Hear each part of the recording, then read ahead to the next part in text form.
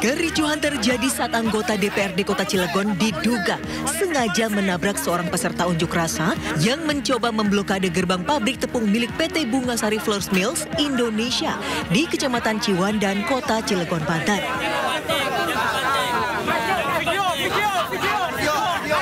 Pengunjuk rasa dari Serikat Pekerja tampak terjepit mobil mewah anggota dewan tersebut. Buntut kejadian itu, para buruh langsung mendatangi kantor DPRD Kota Cilegon untuk dilakukan mediasi sekaligus melaporkan anggota dewan itu. Sempat terjadi ketegangan dalam pertemuan tersebut. Anggota Serikat Buruh juga berencana melaporkan anggota dewan arogan tersebut ke polisi. Aksi unjuk rasa mogok kerja ini sebelumnya dilakukan secara berturut-turut sebagai bentuk protes terhadap manajemen pabrik yang memutasi dan memberikan surat peringatan terhadap para karyawan yang ikut berunjuk rasa. Dari Cilegon, Banten, Iskandar Nasution, iNews melaporkan.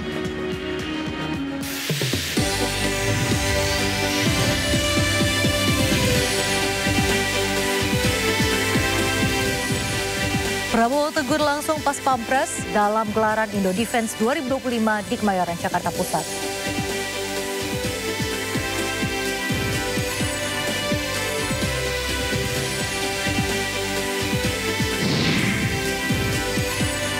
Mantan staf Sus Nadiem Makarim mangkir dari panggilan pemeriksaan Kejagung.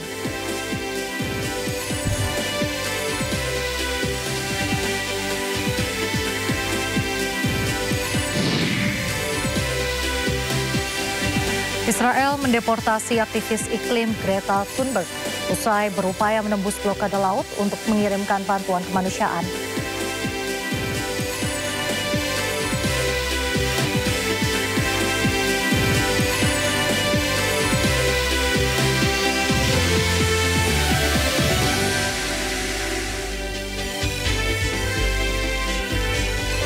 Halo pemirsa, Sindo Malam hadir dengan beragam informasi terkini tanah air serta mancanegara. Bersama saya Reza Nadia, inilah Sindo Malam selengkapnya.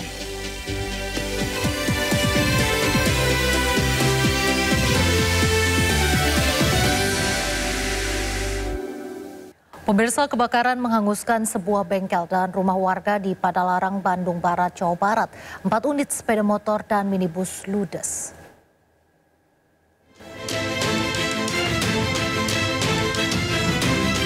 Bengkel sepeda motor terbakar saat ditinggal pemiliknya di Padalarang, Kabupaten Bandung Barat. Awalnya, kebakaran melanda rumah yang kemudian merembet ke bengkel sepeda motor. Dugaan sementara kobaran api membesar dari pembakaran sampah. Akibat kebakaran itu, rumah dan seluruh bangunan bengkel hangus terbakar. 4 sepeda motor dan sebuah minibus ikut hangus terbakar. Belum lagi suku cadang kendaraan dalam bengkel tersebut. Kerugian kebakaran ini ditaksir mencapai 500 juta rupiah lebih. Polisi telah meminta keterangan saksi untuk menyelidiki penyebab pasti kebakaran ini. Dari Bandung Barat, Jawa Barat, Yuwono, iNews melaporkan. Pedagang kaki lima protes saat lapak mereka dibongkar Satpol Pamong Praja di Cengkareng, Jakarta. Mereka menolak gerobak jualannya diangkut paksa.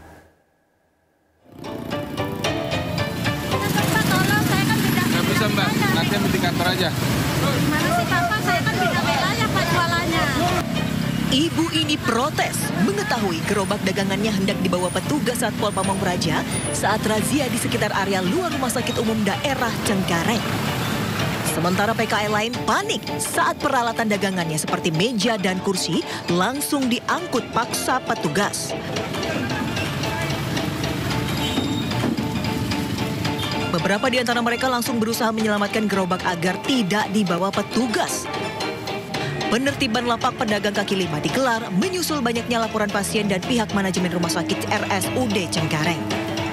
Mereka resah karena gerobak pedagang yang menjamur memicu kemacetan arus lalu lintas kendaraan. Ya, jika ada keluar masuk ya kendaraan darurat seperti ambulan dan sebagainya, termasuk masyarakat yang perlu segera dilakukan penanganan, ini harus steril, harus lancar, harus bersih. Guna Guna mengantisipasi para PKL kembali berjualan, petugas Satpol PP bersama TNI dan polisi akan berjaga setiap hari, terutama di waktu sore hingga malam hari. Dari Jakarta, Miftahul Gani, iNews melaporkan. Pemirsa, ruas jalan raya Benjeng yang menghubungkan kota Gresik dengan Mojokerto dan Lamongan lumpuh terendam banjir. Tinggi curah hujan di kawasan hulu sungai dan kondisi air laut yang sedang pasang menjadi penyebab meluapnya air sungai.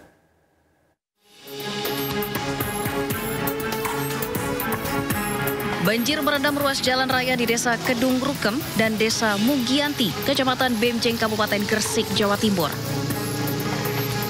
Banjir setinggi hampir 60 cm melumpuhkan jalur transportasi alternatif dari Gresik menuju Mojokerto dan Lamongan dan juga sebaliknya. Sejumlah pengguna jalan yang nekat melintas akhirnya mogok karena terjebak banjir. Petugas kepolisian menutup sementara dan mengalihkan pengguna jalan melintasi ruas jalan raya Baling Panggang Duduk Sampean.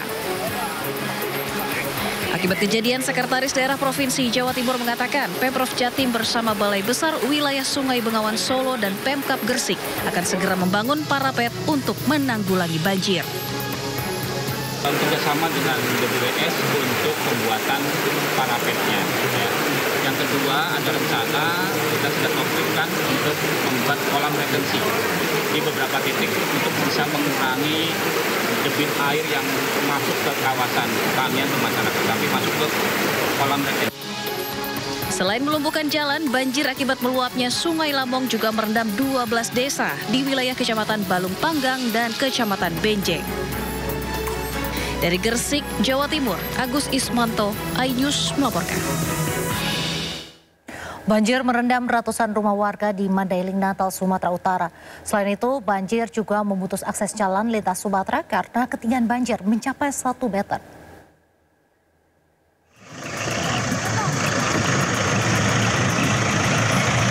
Ruas jalan lintas Sumatera di Kecamatan Natal, Mandailing, Natal, Sumatera Utara masih terendam banjir dengan ketinggian hingga 1 meter. Sejumlah kendaraan warga mogok saat menerobos banjir. Tidak hanya itu, ratusan rumah warga terendam banjir di 3 desa di Kecamatan Natal, Mandailing, Natal, Sumatera Utara. Banjir terjadi setelah wilayah tersebut diguyur hujan sejak Senin malam, membuat debit sungai Batang Natal meluap. Di beberapa desa di Kecamatan Natal, yaitu wilayah desa Patiluban Mudik, Belimbing, Undakase, dan Patiluban Hilir. Dan pada saat ini kemudian situasinya tidak dapat dilalui oleh kendaraan roda 2. Meski posko pengungsian telah tersedia, namun sebagian besar warga masih bertahan di rumah yang terendam banjir. Warga korban banjir berharap bantuan pakaian, selimut, dan kebutuhan sehari-hari lainnya. Dari Mandailing, Natal, Sumatera Utara, Ahmad Hussein Lubis, iNews melaporkan. Pemerintah resmi mencabut izin usaha pertambangan dari 4 perusahaan tambang nikel di Kabupaten Raja Ampat, Papua Barat Daya. Dalam temuan di lapangan, 4 perusahaan tersebut ditemukan sejumlah pelanggaran lingkungan yang jaraknya dekat dengan wilayah geopark.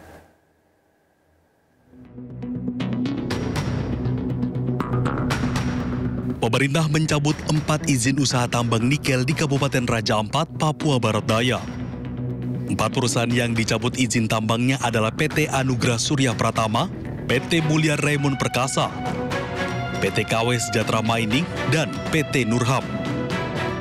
Menurut Menteri ESDM Bahlil Lahadalia, pencabutan izin usaha dilakukan karena melanggar aturan lingkungan. Selain itu, kawasan tersebut termasuk ke dalam kawasan geopark.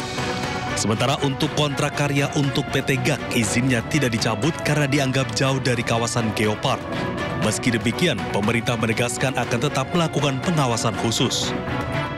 Nah, kaitannya dengan itu kami melapor kepada Bapak Presiden dengan mempertimbangkan berbagai hal. Bapak Presiden memutuskan, memperhatikan semua yang ada, mempertimbangkan secara komprehensif, dan Bapak Presiden memutuskan bahwa 4 iup yang di luar Pulau GAK itu dicabut. Dan saya langsung melakukan langkah-langkah teknis, berkoordinasi dengan Menteri Teknis, LH maupun Kementerian Kehutanan untuk kita melakukan pencabutan. Jadi mulai terhitung hari ini Bapak Ibu semua, pemerintah telah mencabut 4 IUP di Raja Ampat. Jadi ditanya apa alasannya? Alasannya adalah pertama memang secara lingkungan, yang kedua adalah memang secara teknis setelah kami melihat ini sebagian masuk di kawasan geopark. Dan menurut yang ketiga adalah keputusan ratas dengan mempertimbangkan masukan dari pemerintah daerah dan juga adalah melihat dari tokoh-tokoh masyarakat yang saya kunjungi. Saya pikir itu. Dan sekalipun GAK tidak kita cabut, tetapi kita atas perintah Bapak Presiden kita mengawasi khusus dalam implementasinya. Jadi amdalnya harus ketat, reklamasinya harus ketat. Tidak boleh merusak terumbu karang. Jadi betul-betul kita akan awasi habis. Kebijakan ini diambil setelah pihaknya menurunkan tim untuk mengecek langsung kondisi di lapangan. Dan hasil pengecekan menunjukkan kawasan pesisir dan laut di sekitar Pulau Gak masih dalam kondisi baik. Dari Jakarta, Ayah Nufus Muhammad Fakih Ayus melaporkan. Direktorat Tindak Pidana Tertentu Barreskrim Polri akan melakukan penyelidikan terkait adanya dugaan pelanggaran tambang termasuk yang sedang terjadi di Raja Ampat, Papua. Barreskrim Polri melalui Direktorat Tindak Pidana Tertentu mengamankan 1 tersangka dalam pengungkapan kasus penambangan pasir ilegal di Desa Kedalsari, Klaten, Provinsi Jawa Tengah. Pengungkapan ini dilakukan usai menerima aduan dari pemilik izin usaha pertambangan terkait pengoperasian penambangan pasir secara ilegal. Aksi tindak pidana ini berlangsung selama 2 minggu dengan nilai kerugian negara 1 miliar rupiah. Barreskrim Polri juga mengamankan 1 tersangka, AJS, berperan sebagai koordinator lapangan. AJS juga menjalankan tambang secara perorangan sebagai barang bukti disita peralatan tambang. AJS dijerat Undang-Undang Pertambangan Mineral dan Batu Bara, terancam hukuman 5 tahun penjara dan denda sebesar 100 miliar rupiah.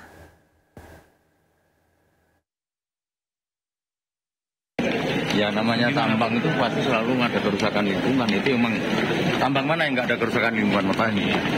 Nanti direklamasi. Walaupun ada cuma ya? Makanya ada aturan untuk reklamasi. Ada di situ kewajiban pengusaha untuk memberikan jaminan reklamasi.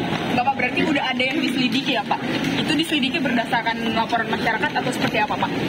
Atau temuan? Atau LPA? Ya temuan adalah. Ya. Temuan aja. Oke teman-teman terima kasih. Viral di media sosial foto dan video sejumlah kapal yang diduga mengangkut biji nikel dari tambang nikel di Raja Ampat. Netizen menyebut nama di lambung kapal mirip dengan inisial Presiden ke-7 RI Joko Widodo dan mantan Ibu Negara Iriana.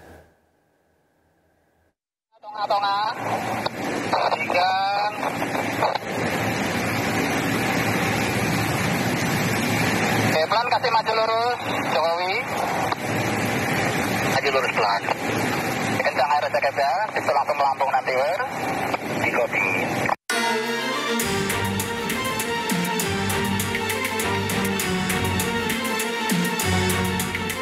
Media sosial diramaikan dengan foto dan video kapal diduga pengangkut biji nikel dari tambang nikel di Raja Ampat, Papua Barat Daya. Netizen menyebut nama di lambung kapal mirip dengan inisial Presiden ke-7 RI Joko Widodo dan mantan Ibu Negara Iriana, yakni JKW Mahakam dan Dewi Iriana. Namun belum ada bukti kuat terkait kepemilikan kapal yang dihubungkan dengan Jokowi dan kegiatan yang dilakukan kapal di lokasi tambang nikel. Sementara itu dari data Direktorat Perkapalan dan Kepelautan Dirjen Perhubungan Laut Kementerian Perhubungan mengungkapkan ada 8 kapal dengan nama JKW Mahakam dan 6 kapal dengan nama Dewi Iriana. Kapal-kapal ini dimiliki oleh sejumlah perusahaan yang bergerak di sektor logistik dan pelayaran. Namun dari data Ditkapel Kemenhub tidak ada informasi terkait aktivitas kapal di tambang nikel Raja Ampat. Tim Liputan iNews melaporkan. Berapa jumlahnya? 800.000 per hari ini 1.800 apa itu notifikasi yang mendapat fasilitas tadi ya. Jadi jamaah haji tidak perlu khawatir apabila mereka membawa barang, ya, bisa kurma, bisa sajadah yang nilainya juga cukup tinggi gitu ya. Kita tidak memungut ataupun tidak memberikan beban PDRI atau pajak dalam rangka impor, baik biaya masuk maupun dan pajak-pajak ya. Jadi itu baik yang ditenteng maupun yang dikirim. Jadi waktu jamaah haji kita dari tanah suci kan biasanya mereka juga mengirim ya. Bentuknya macam-macam. Saya tidak bisa menyebutkan, menspesifikasikan, tapi mereka mengirim. Kalau itu nomornya nomor dari Siskohat yang di Kementerian Agama sudah link dengan CISA kita ya. Jadi kita sudah langsung mengetahui bahwa kiriman tersebut adalah kiriman dari jamaah haji. Ya, jadi itu sistem yang sudah bisa saya sampaikan kepada teman-teman semuanya bahwa kita sudah link dengan nomor Siskohat ya di Kementerian Agama.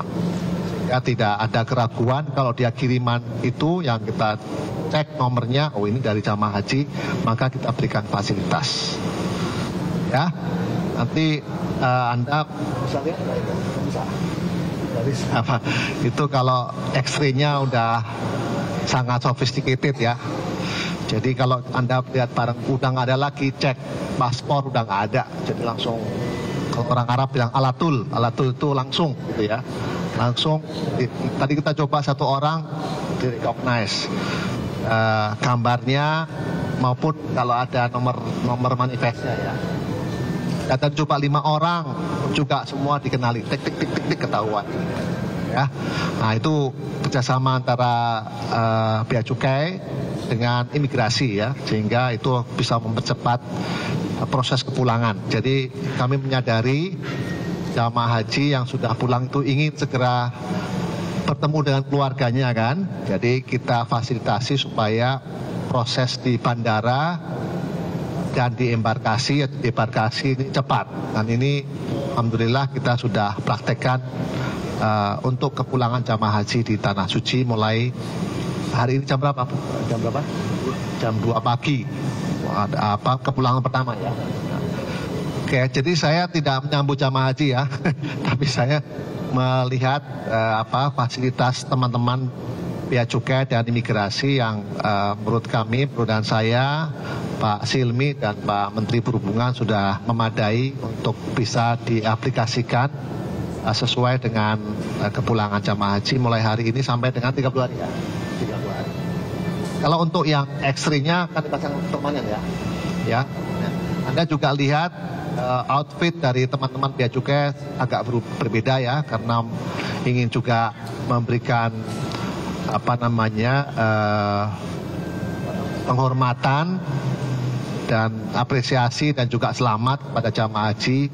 Outfitnya sudah beda, ada baju muslimnya dan juga pakai slayer ya. Baik, saya kira itu teman-teman semuanya.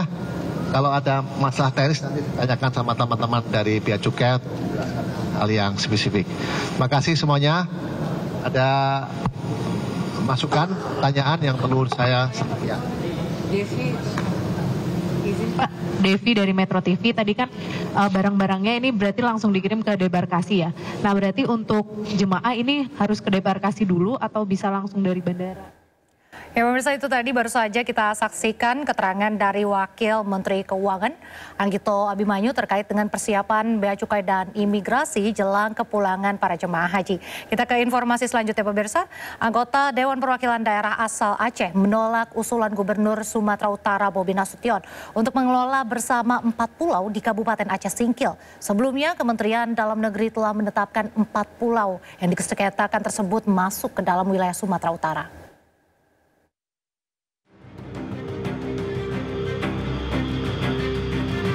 4 pulau di Kabupaten Singkil yang kini masuk ke dalam wilayah Sumatera Utara setelah keluarnya SK Kemendagri kini menuai protes dari sejumlah masyarakat Aceh, termasuk dari sejumlah anggota DPD RI. Selain menolak usulan Gubernur Sumatera Utara Bobi Nasution untuk mengelola bersama 4 pulau yang diperebutkan, DPD RI asal Aceh juga meminta Menteri Dalam Negeri untuk segera membatalkan surat tersebut. sikap daripada pemerintah Aceh, sikap daripada Kabupaten Aceh Singkil dan DPR RI, Forbes Aceh, DPD RI, bahwa kita menolak secara tegas terhadap SK Mendagri yang menetapkan 4 pulau tersebut masuk ke dalam wilayah Sumut. 4 pulau yang menjadi rebutan adalah Pulau Panjang, Pulau Lipan, Pulau Mangkir Besar, dan Pulau Mangkir Kecil. 4 pulau ini sendiri memiliki potensi cadangan minyak dan gas bumi atau migas yang bisa menjadi sumber pendapatan asli daerah. Dari Banda Aceh, Syukri Syarifuddin, iNews melaporkan. Sebelumnya, Gubernur Sumatera Utara Bobi Nasution menyatakan tidak akan melepas ke 4 pulau yang diperebutkan. Bobi pun menawarkan pemerintah Aceh untuk secara bersama-sama mengelola 4 pulau tersebut.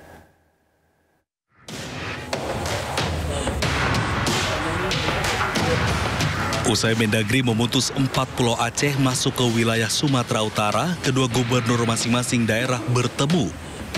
Gubernur Sumatera Utara Bobi Nasution mendatangi rumah dinas Gubernur Aceh Muzakir Manaf. Gubernur Sumut tegaskan enggan melepas begitu saja meski banyak desakan dari masyarakat Aceh. Bobi pun sudah menawarkan pemerintah Aceh untuk secara bersama-sama mengelola 4 pulau ini. Kalau saya bilang baik, kalau masalah pulaunya, masalah wilayahnya mau masuk ke Medan, masuk ke Sumut, masuk ke Aceh, itu kami ikuti mekanisme. Kalau kaji ulang nggak apa-apa, kamu bersini saja. Tapi bukan seolah-olah diserahkan habis Sumut dengan leluasa, dengan kebesaran hati, Gubernur Sumatera Utara melepaskan, nggak bisa seperti itu. Sebelumnya melalui keputusan Menteri Dalam Negeri, 4 pulau yang menjadi rebutan yakni Pulau Panjang, Pulau Lipan, Pulau Mangkir Besar, dan Pulau Mangkir Kecil dinyatakan masuk dalam wilayah Kabupaten Tapanuli Tengah, Provinsi Sumatera Utara. Dari Medan, Sumatera Utara, Ahmad Ridwan Nasution, iNews melaporkan. Informasi berikutnya, pemirsa, Kejagung kembali memanggil mantan staf sus Nadiem Makarim untuk diperiksa dalam kasus dugaan korupsi pengadaan laptop Chromebook pada hari ini. Salah satu mantan staf khusus Nadiem Makarim, Juristan, dijadwalkan diperiksa hari Rabu ini, namun Juristan meminta pengunduran jadwal pemeriksaan dengan alasan ada kegiatan. Sedangkan seorang staf sus lainnya, Ibrahim Arif, akan diperiksa pada Kamis 12 Juni besok. Rencananya, Kejagung akan memeriksa 28 orang saksi dalam kasus ini yang terdiri dari tim Ristek Pendidikan, Kebudayaan, Riset, dan Teknologi.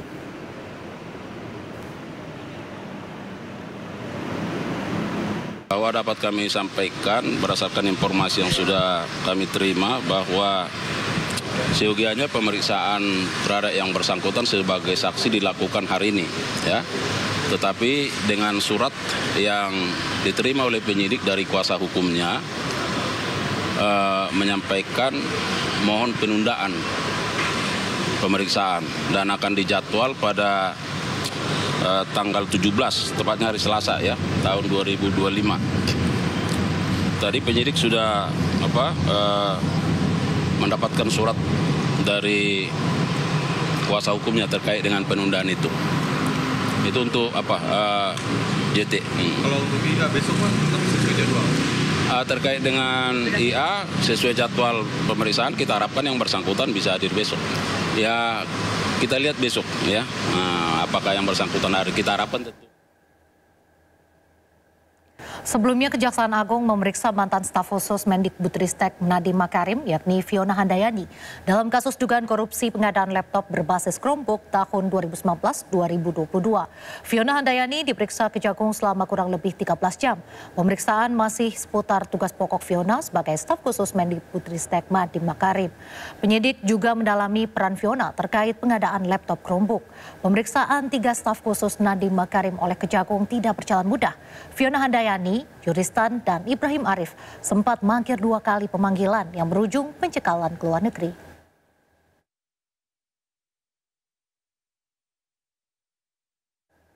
Di kesempatan terpisah, mantan Mendikbudristek Nadiem Makarim menyatakan siap diperiksa Kejaksaan Agung terkait kasus dugaan korupsi pengadaan laptop Chromebook pada saat ia menjabat. Nadiem mengatakan tidak mentolerir setiap bentuk korupsi. Saya tidak pernah menoleransi praktik korupsi dalam bentuk apapun. saya mengajak masyarakat untuk tetap kritis, namun adil. Tidak terburu-buru dalam menarik kesimpulan di tengah derasnya opini yang dibentuk. Saya percaya masyarakat Indonesia berhak mendapat kejelasan dan keterbukaan. Saya berkomitmen untuk bersikap kooperatif demi menjernihkan persoalan ini. Pemirsa, Gubernur Jawa Barat Deddy Mulyadi dilaporkan ke Barreskrim oleh salah satu orang tua siswa terkait program pendidikan karakter ala militer. Menanggapi hal tersebut, Deddy mengaku akan mengikuti proses hukum. Laporan salah satu orang tua siswa asal Kabupaten Bekasi ke Barreskrim Polri terkait program pendidikan karakter anak bermasalah ke barak militer ditanggapi Gubernur Jawa Barat Deddy Mulyadi dengan santai. Deddy menyebut laporan kepolisian merupakan hak setiap orang.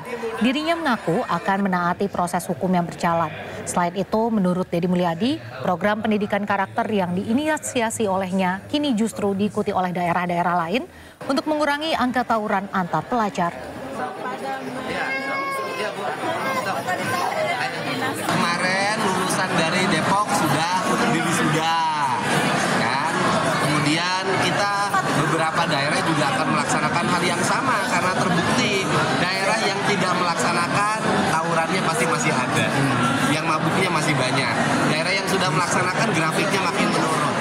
Pak, terhadap laporan ke Bapak ke Barreskrim seperti apa, Pak? Terkait dengan program itu, Pak? Ya, gimana? Laporan ke Barreskrim siswa, Pak? Sebagai warga negara, kita akan taat asas. Pemirsa, sempat viral di media sosial seorang pria di Cianjur dianiaya setelah menjadi korban salah tangkap sejumlah oknum polisi. Peristiwa tersebut berakhir damai setelah Polres Cianjur meminta maaf.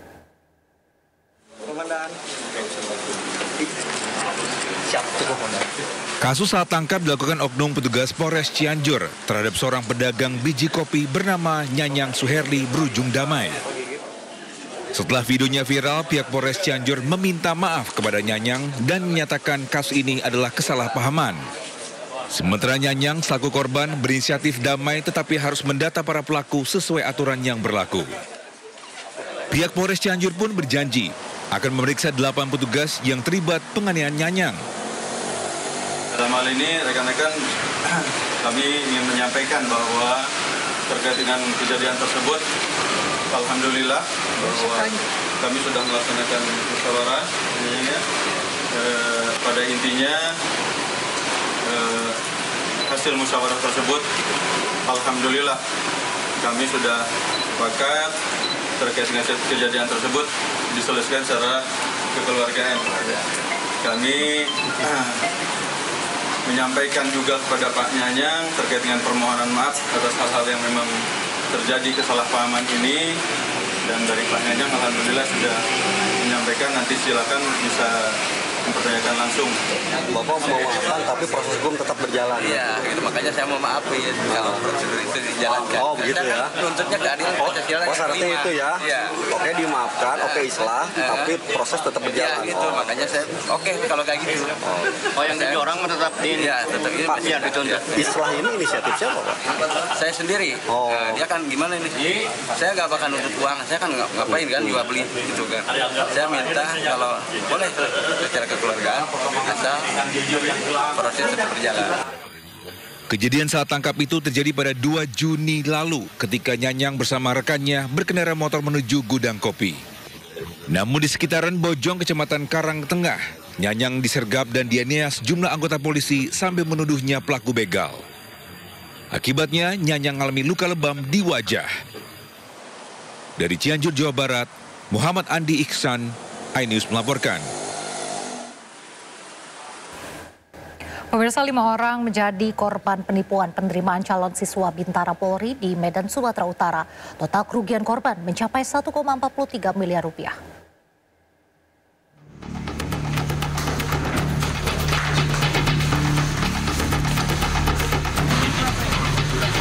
Inilah video amatir penangkapan 3 pelaku dugaan praktik percaloan dalam penerimaan calon siswa Bintara Polri. Penipuan tersebut bermodus bimbingan latihan. Sebelumnya kasus ini bermula dari unggahan akun media sosial yang memposting video berdurasi 50 detik berisi permohonan bantuan kepada Kapolda Sumatera Utara. Dalam video tersebut, korban mengaku menjadi korban penipuan yang dilakukan oleh oknum dalam proses penerimaan calon siswa. Atas laporan tersebut, tim gabungan Polda Sumatera Utara langsung menangkap para pelaku di 3 lokasi berbeda. Diketahui praktik percaloan ini telah berlangsung selama 3 tahun. 5 orang korban yang telah melaporkan kerugiannya ke SPKT Poldasu. Dan alhamdulillah kami dan tim berhasil mengungkap kejadian tersebut, dan kami bisa mengungkap ada 5 korban, ya. 5 korban, yaitu Bu Nurlina dan kawan-kawan dengan kerugian 1,43 miliar. Saat ini pihak kepolisian masih terus mengembangkan kasus tersebut untuk mengungkap kemungkinan keterlibatan pihak lain. Dari Medan, Sumatera Utara, Aminur Rashid, iNews melaporkan. Presiden Prabowo menegur langsung salah satu anggota Pas Pampres yang menghempaskan tangan seorang jenderal bintang 1 dari negara sahabat. Sino Malam akan segera kembali.